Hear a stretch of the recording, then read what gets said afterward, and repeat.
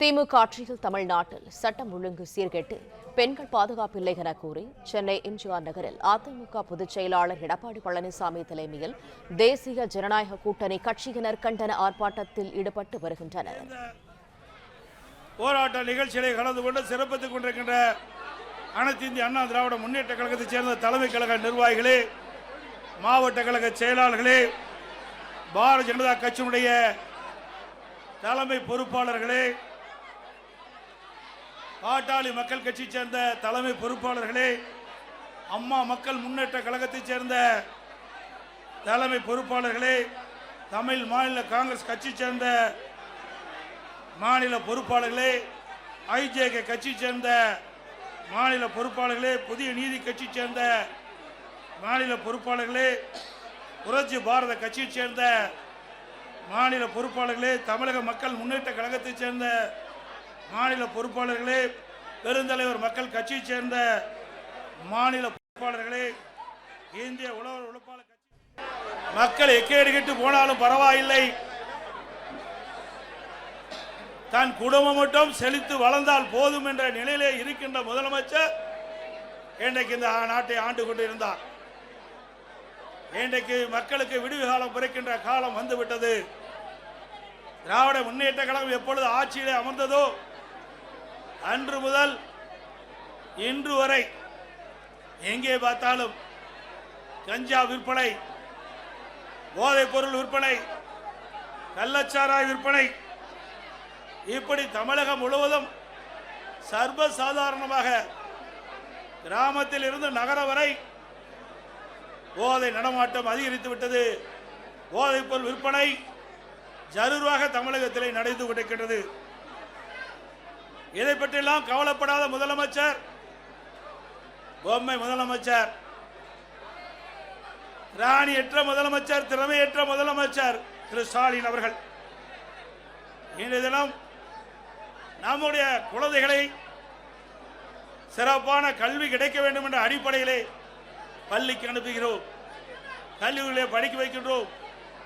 அவருடைய எதிர்காலம் சிறக்க வேண்டும் என்ற அடிப்படையிலே எவ்வளவு கஷ்டத்துக்கு இடையிலும் நாம் பெற்ற பிள்ளை எதிர்காலத்திலே சிறப்பாக வாழ வேண்டும் என்ற அடிப்படையிலே நாம் பள்ளிக்கும் கல்லூரிக்கும் அனுப்பி வைக்கின்றோம்.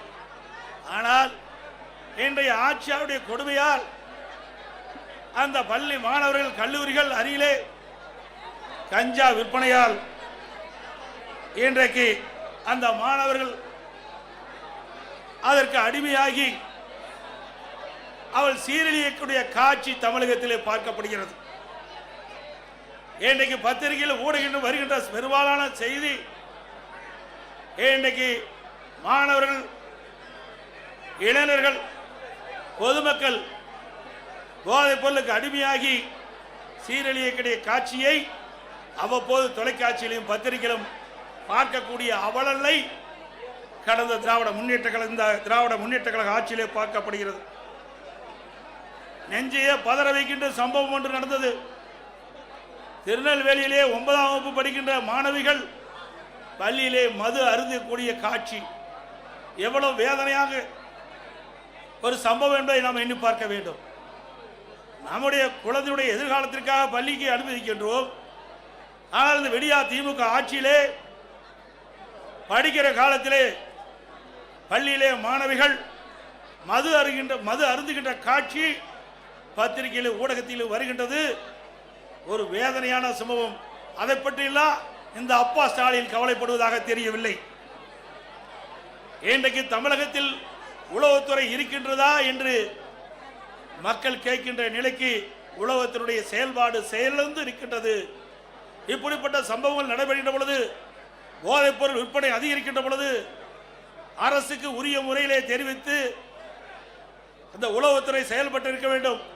ஆனால் தமிழகத்தில் இருக்கின்ற உளவுத்துறை திரு கருணாநிதி குடும்பத்திற்கு, ஸ்டாலின் குடும்பத்திற்கு ஏவல் செய்கின்ற உளவுத்துறையாகத்தான் பார்க்கப்படுகிறது. இன்றைக்கு போதை ஆசாமிகள் அவர்களை பிடிக்க செல்கின்ற காவலர்களை கண்மூடித்தனமாக தாக்கின்றார்கள். காவலருக்கே இந்த ஆட்சியில் பாதுகாப்பு இல்லாத ஒரு சூழ்நிலை விடியா திமுக ஆட்சியில் தான் பார்க்கப்படுகிறது. சில இடத்திலே அந்த போதை ஆசாமிகளால் கைது செய்ய முற்படுகின்ற பொழுது கத்தி காட்டி காவலர்களை மிரட்டுகின்ற காட்சி நாம் பத்திரிகையிலும் ஊடகத்திலும் பார்க்கக்கூடிய அவலநிலை தமிழகத்தில் இன்றைக்கு நிலவிக் கொண்டிருக்கின்றது. இன்றைக்கு பயிரை காப்பது வேலி, மக்களை காப்பது காவல்துறை. அந்த மக்களுக்கே பாதுகாப்பு இல்லாத ஒரு சூழ்நிலை தமிழகத்திலே நிலவிக் கொண்டிருக்கின்றது. அப்படிப்பட்ட அவல ஆட்சிதான் இன்றைக்கு தமிழகத்திலே நடந்து கொண்டிருக்கின்றது. பிளே ஸ்டோர் மற்றும் ஆப் ஸ்டோரில் இருந்து பாலிமர் செயலியை QR கோடு மூலம் பதிவிறக்கம் செய்யுங்கள். செய்திகளை உடனுக்குடன் பெறுங்கள்.